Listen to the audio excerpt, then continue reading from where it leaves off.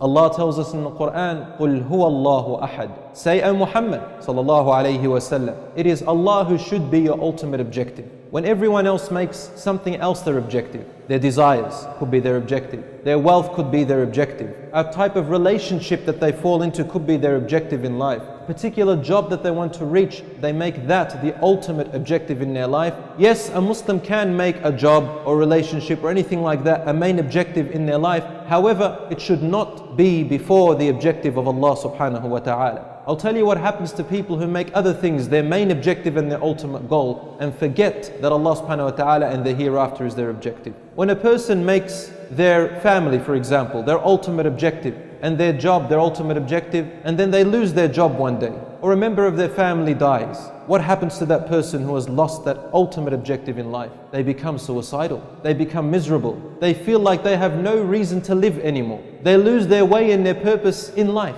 because that ultimate objective has gone. You find that person becoming miserable, angry at their parents, angry at their children if they have children, angry at their brothers and sisters, angry at society, angry at Islam itself. And when a person makes their role model other than the Prophet ﷺ, then when their role model, whom they have placed in his place, fail them, they also become miserable, they become unhappy. Brothers in Islam, when Allah subhanahu wa ta'ala created us, He put in us something very special and He valued you with that. The thing which He valued us with was the reason why He ordered the angels to prostrate down to your father Adam alayhi salam. And Iblis refused because he knew your value. This spirit or this soul which Allah subhanahu wa ta'ala placed inside of us is what makes us valuable, and it needs to be nourished. And this soul has only one objective. Allah created it to have a very strong connection with Allah, its creator. When we nourish this soul, we have nourished our connection with Allah subhanahu wa ta'ala. When we nourish this soul, then whatever you lose in life, your wealth, your health, your relationship with someone, some members of your family who die,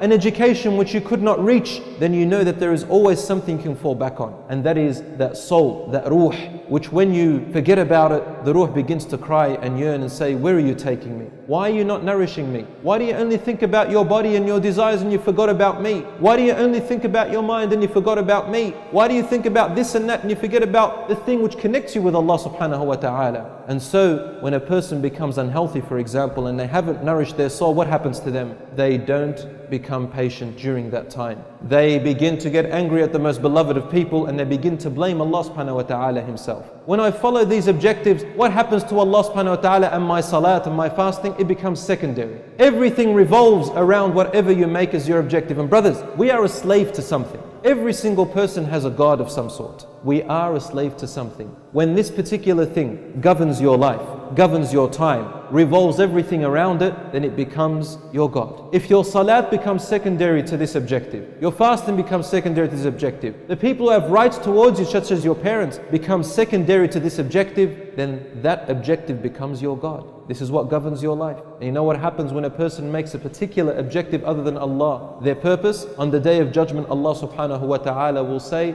let that which you made your objective save you today. You know, we have a saying, we have a Ford company and a Holden company. They manufacture cars. And we say, okay, if a person worked for Ford, do you expect Holden to pay them? If you work for a particular company that is in competition with another company, and then you expect that other company to pay you, does that make sense? No, it doesn't. It's quite absurd. So when I work for someone other than Allah subhanahu wa ta'ala and His Messenger, then it's only fair that you expect the reward to come from them. And this brings to light a hadith of the Prophet sallallahu alaihi wasallam. And the Prophet sallallahu alaihi wasallam was speaking to a man named Mu'adh, a companion named Mu'adh ibn Jabal radiallahu anhu, where he said, and this is in Sahih Muslim, that on the Day of Judgment, a scholar and a donator of wealth and a person who died in the cause of Allah apparently will be called on the Day of Judgment. And each one of them will be asked, first of all the scholar, what did you do with the knowledge which I gave you? And he will say, I did it only seeking your pleasure, my Lord. And Allah subhanahu wa ta'ala will say, you are lying.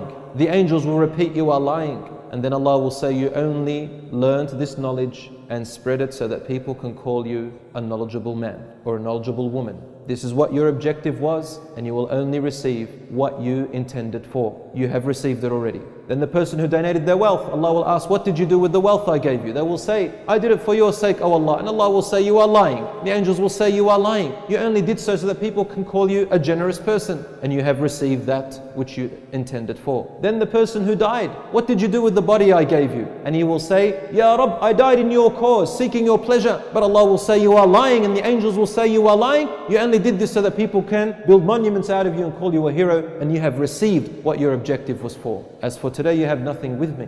So the Prophet ﷺ grabbed hold of the knee of Mu'adh and said to him, Ya Mu'adh, these are the first 3 people with whom hellfire shall be ignited.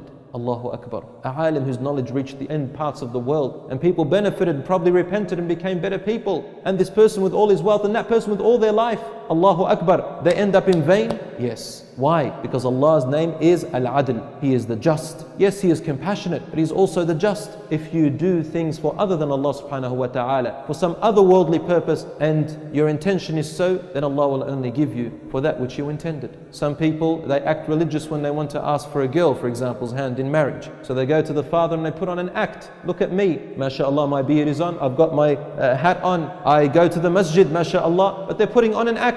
So they will do anything to get to her and to trick the father and the family. As soon as they are married, the true colors do come out. Your brotherhood in Islam, when you meet a brother and say Assalamu alaikum, the first thing on your mind should be, I really want this person to be a brother of mine in Islam, and I want Allah subhanahu wa ta'ala to see our love for his sake. You don't concentrate on where he's from or what kind of a background he has, and then I'll decide whether I'm going to be close to that person or not. We say we are brothers and sisters in Islam because Allah subhanahu wa ta'ala called us brothers and sisters in Islam, and let us start from there. When I meet my parents and I feel that they're not giving me what I actually want, or they're not understanding me, then I should remember that Allah subhanahu wa ta'ala is looking at my objective. Is my objective Allah subhanahu wa ta'ala and His Messenger? Yes, it is. Then therefore I'm going to respect them and deal with them and sacrifice my own needs in order to please them, insha'Allah ta'ala. And when I do any type of action, then the sincerity must be for the sake of Allah subhanahu wa ta'ala first and foremost. If you do that, then you'll discover what your identity is, and you will know your purpose in life. All your education will be directed in that direction. Your work, your study, your sitting down at home, your spending of time on the internet, everything becomes fit to fulfill that purpose of making Allah subhanahu wa ta'ala your objective. So you only choose your wealth coming from halal, and you spend it on halal. You look on the internet on that which benefits you, and you avoid the things which harm you. When you are in secret and alone, you worship Allah subhanahu wa ta'ala and still stay away from the things which He has forbidden, because you know that ultimately on the Day of Judgment, it is your actions and the sincerity of your actions that matter the most. If you want to know what kind of a person you are, then look at yourself when you are alone, when nobody else is watching. Does your prayer equal the same value as when you prayed in front of people? When you make your dua to Allah subhanahu wa ta'ala, is it the same as when people are watching you? What kind of a person becomes of you when you are alone in the darkness and only Allah can see you? Is this a time to go to my desires and fulfill them? Or do I know that Allah subhanahu wa ta'ala watches me in open and in secret? Make your intentions clear. Make your sincerity clear. Make Allah your objective, and Allah promises you happiness in this world and in the hereafter.